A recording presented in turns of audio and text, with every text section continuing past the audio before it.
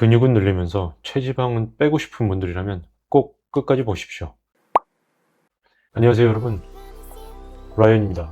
오늘은 근육량을 늘리면서 체지방은 빠지는 상승 다이어트를 가장 쉽게 하는 방법을 자세하게 알려드리겠습니다. 살은 빼면서 근육이 커지는 과정을 위해서는 근육을 먼저 키워놓고 그 다음에 다이어트를 하는 게 일반적입니다.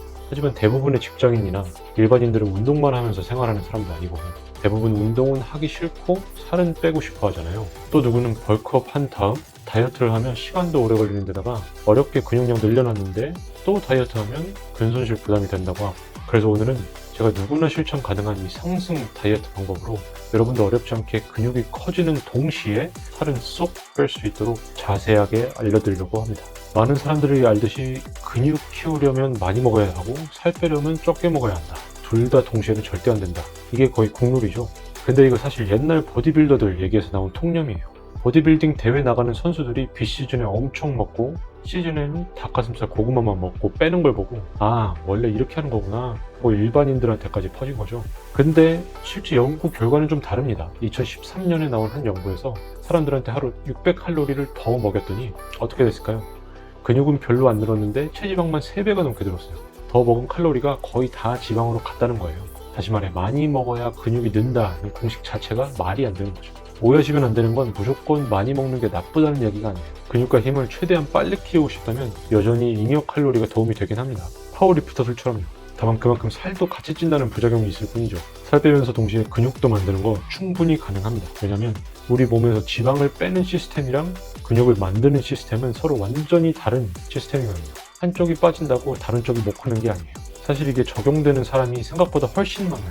운동을 아예 안 해본 사람 포함해 3가지 타입으로 나눠보겠습니다. 첫 번째, 운동을 거의 안 해본 사람. 몸이 외부 자극에 워낙 익숙하지 않다 보니까 가벼운 운동만 꾸준히 해도 몸에 저장된 지방을 끌어다 쓰면서 동시에 근육까지 만들 수 있어요. 첫 3개월은 진짜 내가 타고났나? 싶을 정도로 엄청나게 빨리 근육이 성장합니다. 두 번째, 살집이 좀 있는 사람. 몸의 에너지가 이미 많이 저장되어 있는 상태라서 적게 먹어도 이미 저장된 그 에너지로 근육 운동할 때 필요로 하는 연료로 바꿔서 이제 충당을 하게 돼요. 지방은 에너지예요. 적게 먹어야 몸에 저장되어 있는 지방을 에너지로 바꿔서 가져다 씁니다. 그게 살이 빠지는 기본적인 원리예요. 세 번째, 예전에 운동하다가 쉰 사람. 머슬 메모리라고 들어보셨죠?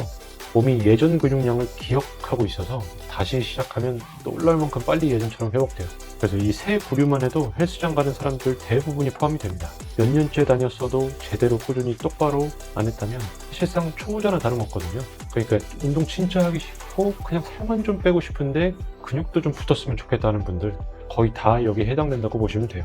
그럼 불가능한 사람은 누구냐? 가끔 주변에 한 명씩 있죠. 닭가슴살 도시락 직접 싸갖고 다니면서 매일매일 식단하는 사람들. 이미 몇 년 동안 운동도 식단도 거의 완벽하게 하고 있는 이제 극소수의 상급자들, 소위 말해서 헬창들 뿐입니다. 일반적인 운동인들이라면 이 얘기는 전혀 해당이 안 되죠. 최대한 쉽게 5단계로 정리해볼게요. 1단계, 운동은 필수라는 걸 받아들이세요. 아무리 단백질을 많이 먹어도 외부에서 오는 자극을 안 받고 가만히 있으면 근육이 자라지 않아요. 건물을 지으려면 땅을 먼저 파야 되는데 땅도 안 파고 위에다 콘크리트만 묻으면 어떻게 되겠어요? 살만 찌겠죠?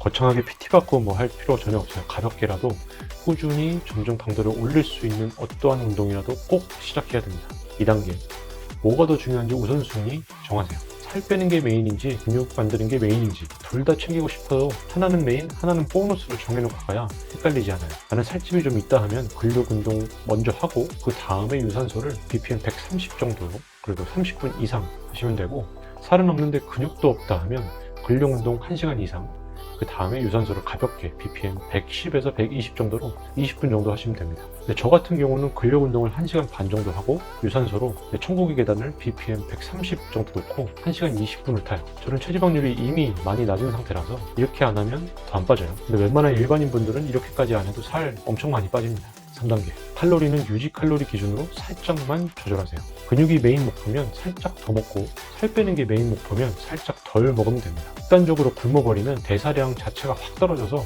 처음엔 잘 빠지는 것 같아도 1, 2주 뒤부터는 절대 안 빠져요. 물만 마셔도 안 빠집니다. 유지 칼로리를 구하는 공식은 오른쪽 위에 영상에 자세하게 다뤄놨으니까 참고하시면 됩니다.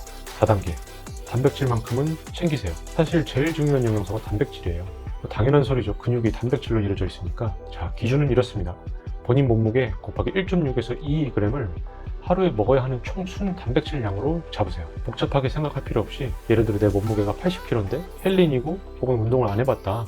그럼 1.6 곱해서 128g 순 단백질량을 하루에 먹으면 되고 80kg인데 운동을 좀 해봤다.